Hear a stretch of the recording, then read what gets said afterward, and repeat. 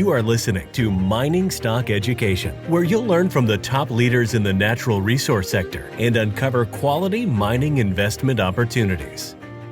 I'm Bill Powers, and we are checking in with Nick Santiago of MiningStockEducation.com for our monthly market checkup with Nick. He's a master trader. He's been doing this for 3 decades, formerly a stockbroker, so he has an ability to talk charts, talk momentum, commodities investing, general equities, bonds, precious metals, everything.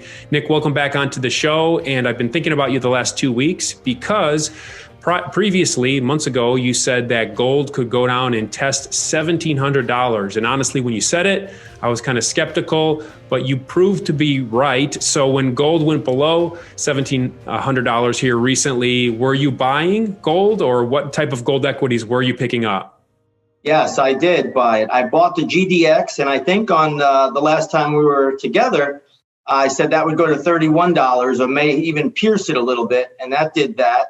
So I just traded that for a 5% gain on the first half, and I'm still holding second half position in my GDX, which is the gold miners ETF. I also own call options on gold too, via the IAU, which is the iShares. So I have call options on that, and I was waiting for those levels. So far, they're here now. They've been hit, and I thought it would take a little bit of time, like I said, but it would get down there. That's what needed to be completed. And now I like gold here on the long side. And what's your time frame for liking it with the call options? How far out are they?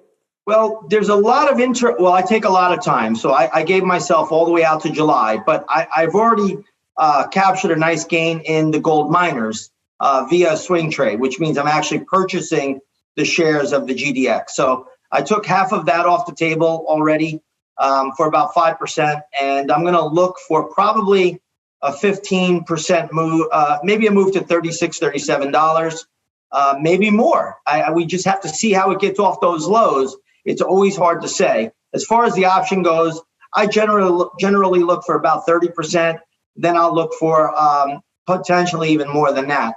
But we have to see how it gets off the lows. We're still in that formation, bottoming formation. So far, so good. You study the charts more than you look at fundamentals, but on a fundamental basis, because you do look at the macroeconomic situation, what the Federal Reserve and Congress is doing in terms of money printing, are there any macro issues that you're paying attention to that would cause you to bail on this gold trade you've engaged in?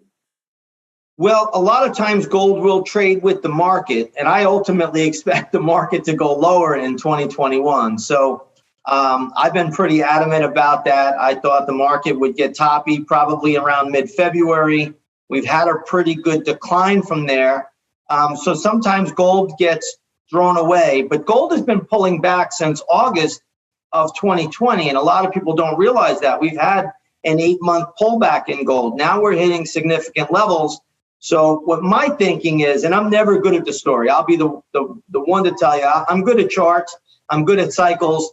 I'm really not good at putting the story together. So I'm thinking that gold maybe becomes a fear trade. People want to own it now because the central bankers are just printing so much money. Then you have a $1.9 trillion stimulus bill being passed today.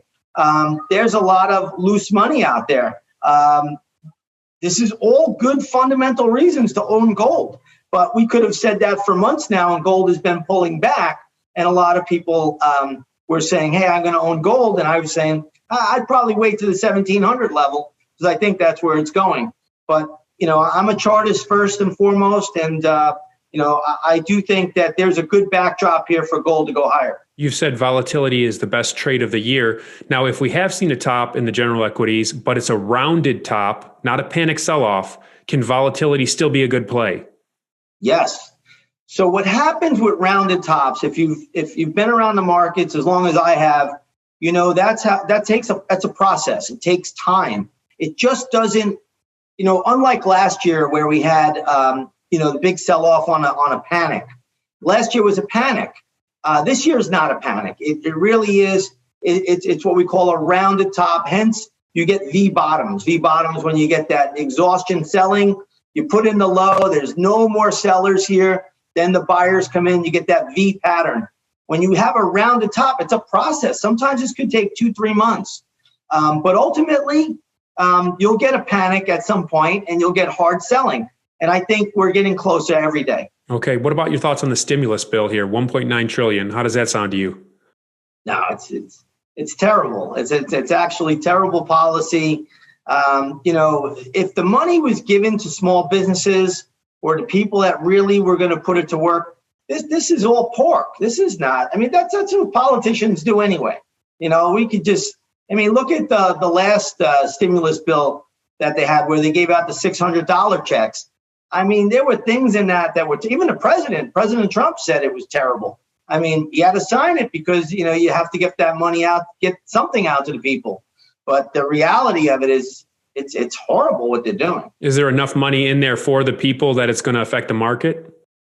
Sure. They're going to get $1,400 checks, and the Robinhood traders will go ahead and put that in their Robinhood account, I suppose. And, they'll try to buy GameStop or AMC or, one of these highly shorted names. I mean, there's always that story. But, Robinhood is going to come public soon. That's going to be a publicly traded company, most likely this month. So, that's very indicative, too, of a market top as well. When you get the hot IPO and, so I think right now we're getting a bounce in the market. I hope it lasts a little bit longer because I'll be selling right into that bounce. Tier 1 Silver is a Canadian precious metals company focused on the exploration and discovery of world-class silver and gold deposits in Peru. The company's management team has a record of monetizing exploration successes and a strong ability to raise capital. Tier 1 has assembled a portfolio of assets in Peru, including Amelia, Coastal Batholith, the Wheel I Coyo project, and the flagship silver-gold project Curibaya, which is rapidly advancing towards its first drill program. Tier 1's listing is pending on the TSX Venture Exchange under the ticker TSLV. To learn more and to stay updated, go to tier1silver.com. That's tier1silver.com. So Robinhood, as you know, prevented people from buying AMC and GameStop after they ran up. Do you think when Robinhood goes public, will they only allow people to buy their own stock? I don't think that's going to be the case. I think they're going to try to be a legitimate firm. But, it really, I'm not in love with that company. I'm not in love with it. And, we'll see how it does on the IPO and we'll see where it goes. But, I mean, basically they're selling your data. And that's what they're all doing that now, all these firms. If you get any free commission, it's because they're selling your data, your information. So, there's a cost for everything. There's nothing free in this world. Yep. So Nick, on the note of GameStop and AMC, I actually know somebody that I conversed with recently who made a 7-figure gain because they owned long-term call options on AMC and GameStop before the Reddit crowd got a hold of it. So they made a killing in a short amount of time. From a trader's perspective, when you come upon a short-term windfall like that, your psychology can change potentially from a trader's perspective, can it? And what would be some things you would say to this person to guard against making future bad decisions now that they have this windfall? Well, a trade like that comes along once in a lifetime. Sometimes it doesn't even come along. So don't expect that to be the norm. It's just not the norm. We're not in a normal environment. The froth that is out here right now is reminiscent of the year 1999, 2000. I mean, you see it with the SPACs, you see it with stocks like GameStop, you see it with a lot of these micro caps and stocks doubling, tripling, quadrupling, 5-fold, 10-fold. That's not the norm. That's telling you there's extreme fraud. Now, this is all done because of the central bankers around the world. Even the other day, China basically came out and told its state-run funds to go out and buy stocks. So, I mean, we're seeing... Isn't that what our government does, though, essentially? Sure. That's what they do as well because they're printing money. But we are looking at extreme froth right now. And I've been a bull. I've been really, since March 19th of last year, I've been bullish. This is the first time I'm really, putting my bear costume on. I had to trade in my bullhorns. This is a time where I think you got to be really, really careful in 2021. The 1 year of a decade, according to WD Gann, is never a bullish year anyway. Once you get to March, April, that's when you start to see bigger declines take place. Can we see a decline in the general equities and see a continued uptrend in oil? Is that possible? It's always possible. You're always going to have, in every bull market, you'll have some bearish sectors. In every bear market, you'll have bullish sectors. So there's always that possibility. But I was going through the oil chart. For me, 68 was my level. That's where I thought the upside would be, and I'm going to stick with that right now until the pattern tells me otherwise. So 68, I think we missed it by 2 pennies the other day. That's what I told my members, to watch for 68. Oil should get there. And now I'm not bearish oil because it hasn't given me a sell signal, but I just can't participate in it on the long side. What about bonds? Any bond trades you're engaged in? Not yet, but I will be soon. I'll be shorting bonds soon enough because yields are going higher. I mean, even when all of the shows that I've done with you, I've said that bonds, the bond market, the bottom is in for yields. Yields will continue to rise. That still is the case. The 10-year is going to go to probably 2.8%. The 30-year will go over 3%. Now, that's not a huge move, but it's a big move when you have $30 trillion worth of government debt. So, again, these are all going to be negative factors. And another negative factor, if I may, is the price you're paying at the pump for gasoline now. So everybody's reopening, but I just filled up my truck last night. It cost me $70. I couldn't believe it. So, I was filling it up for 50. Now that's a big hit for people that have a long commute every day.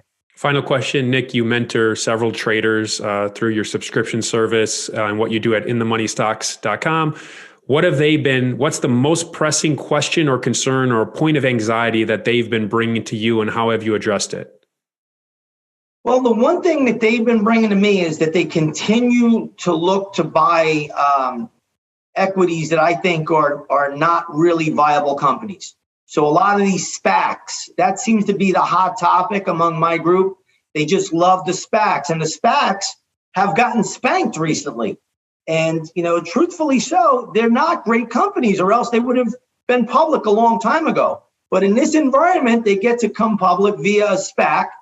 And I've been getting, inundated with questions about all of these different SPACs. And some of these companies, honestly, they don't make any money. They're never going to make any money. They're only publicly traded because this is the environment that we're in. We're filled with this kind of froth. So it really has been, the SPACs have been the hot topic among my group. So then your advice came back out of your fundamental analysis. Would that be fair to say in this point? Sure. But I'm always looking at charts. And the one thing I look when I see a chart, I look for these parabolic type moves. They've been going on since the beginning of time. You could go back, and if you could chart the South Seas bubble, you're going to see it was a parabolic move. Everything goes parabolic. It will come down the same way in parabolic fashion. So be very, very careful. Learn the charts. I tell everybody each and every day, learn these charts. If there's anything out there, just learn and understand the money flow, because that's the footprint of human nature. And, if you look at GameStop, people were buying it at $480. It went all the way down to $38. Now today it's back up to $300. This is a mania. This is stuff that you see, maybe a handful of times, maybe 2 or 3 times in your life. Well, is this not an example of what you said? Volatility? Isn't it volatility also? It is. It is volatility, and volatility is on its way up in 2021. All right. Nick's website is inthemoneystocks.com. Go check out his service if you are interested in real-time data and advice for trading. Nick, really appreciate you coming on the show. We'll be touching base in a month. Sounds good, Bill. Thank you for having me.